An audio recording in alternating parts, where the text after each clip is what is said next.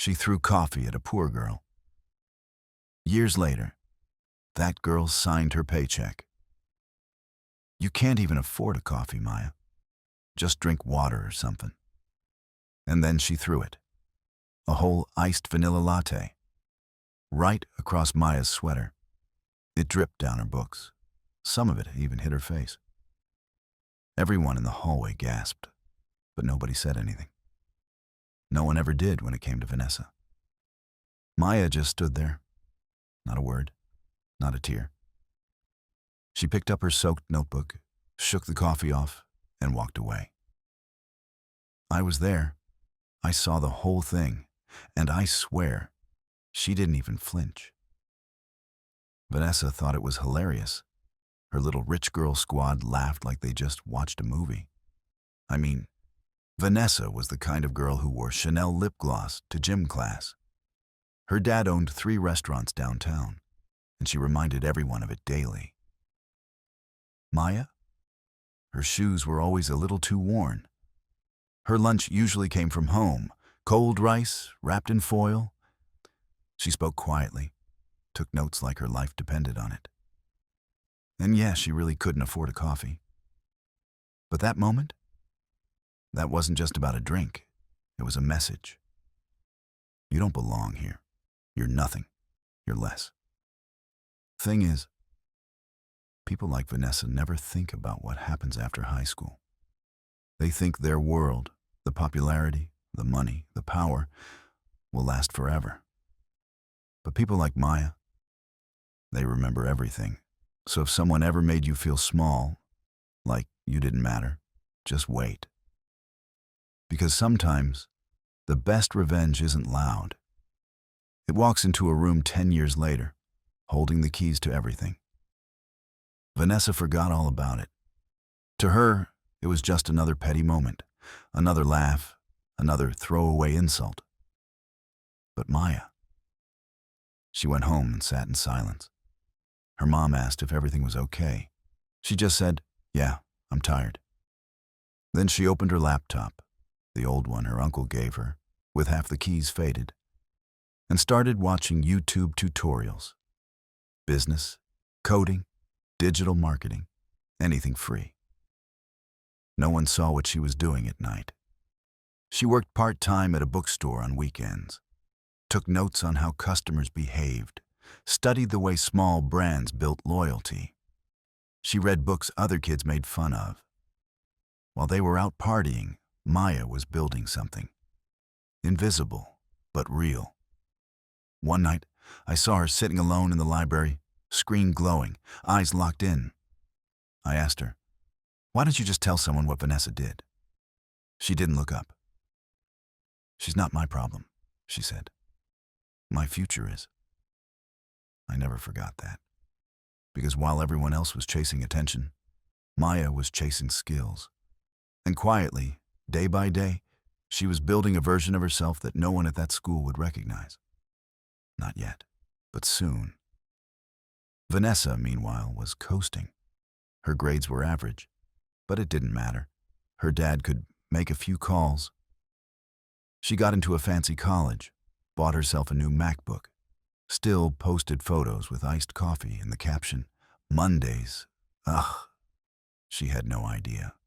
No idea that the girl she once humiliated was about to become her biggest lesson, because what Maya was building couldn't be seen in a hallway. It would take a few years. But when it showed up, it would change everything. 4 years later, Vanessa was job hopping. The fashion degree hadn't done much. Her dad's business had hit a rough patch, and that backup plan she thought she'd never need? Turns out she needed it. But connections only got her so far. No one was hiring for aesthetic sense and vibes. Not without real skills, not anymore. One day, while scrolling Instagram at some overpriced cafe, she came across a brand called Aurora & Company. Minimalist, powerful, everywhere. They sold eco-conscious productivity tools, planners, desk organizers, workspace aesthetics. It was clean, smart, and trendy. And the founder? Maya S. Khan. Vanessa stared at the name. Couldn't be. She zoomed in on the profile pic. Sharp black blazer, confident smile. Same eyes, same girl. No coffee stains now, just pure presence. Vanessa scrolled through the feed. TEDx talks, brand partnerships, magazine features, Forbes under 30. And then she saw the caption on one post. Never waste energy proving people wrong. Just outgrow them. It hit her, harder than any coffee ever could. Vanessa checked the company's site. They were hiring. Marketing assistant, entry level. She didn't hesitate. She submitted her resume the same night. Deleted her old selfies. Polished her LinkedIn, tried to act like someone she thought Maya would respect. But deep down, she knew. This wasn't just a job. It was a door she never imagined she'd have to knock on. A door she once slammed in someone else's face. And now? Now she was hoping it would open. She walked into the office like she belonged there. Fresh blazer, borrowed heels, resume printed on ivory paper. Aurora and Company's lobby was sleek, all glass, soft lighting, minimalist furniture. It smelled like cedar and confidence. Vanessa smiled at the receptionist. "Hi, I'm here for the 10:30 interview." The receptionist nodded. "You'll be meeting with our founder." Vanessa froze. Founder? Before she could ask, the glass doors opened, and there she was. Maya. Older, sharper, absolutely unshakable. No hesitation, no flicker of recognition. "Vanessa Bennett?" Maya said, extending a hand. Vanessa took it. "Wow, I didn't realize. Congrats. This place is amazing."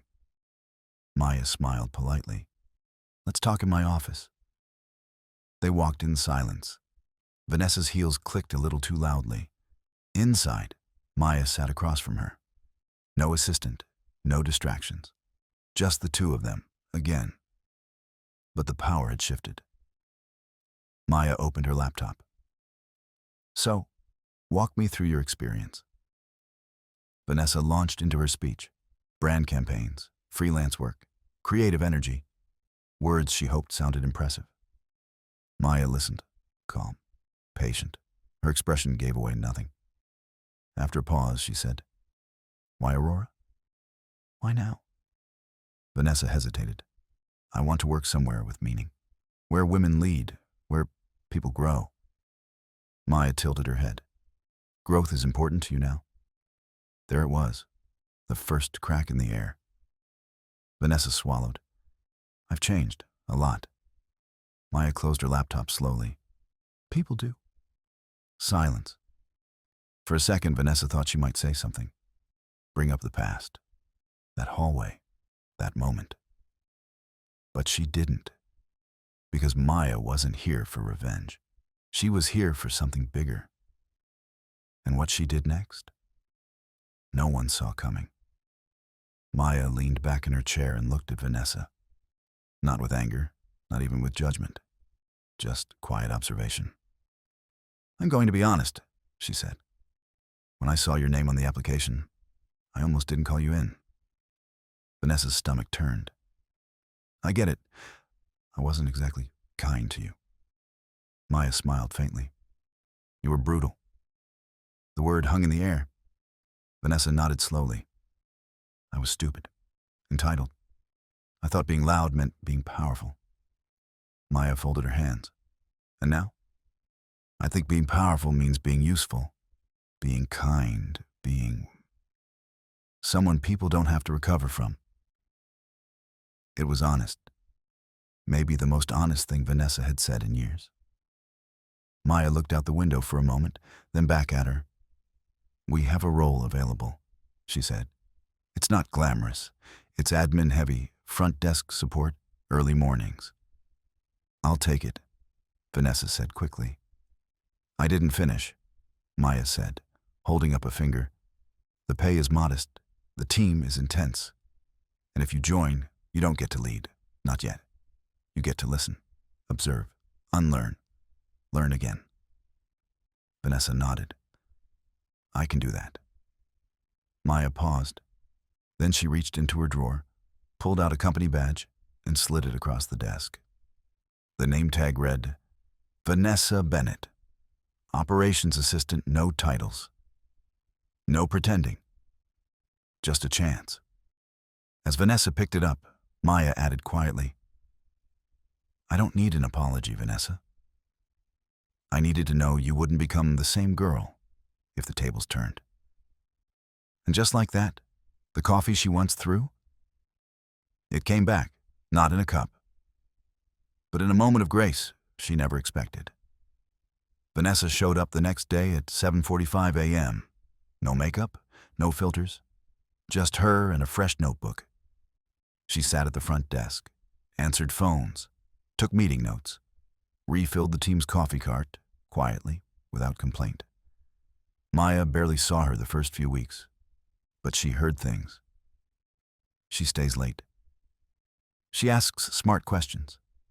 She actually listens. And maybe that's what surprised Maya most. Vanessa wasn't pretending. She was trying.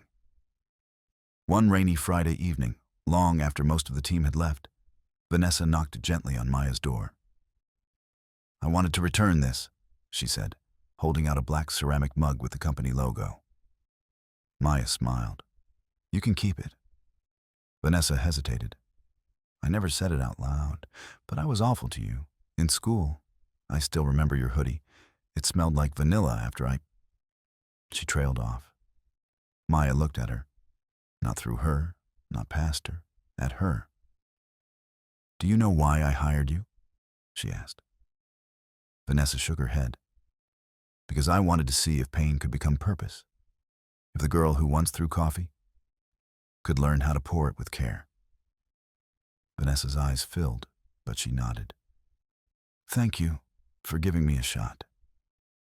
Maya leaned back in her chair. Don't thank me yet, she said with a small smile.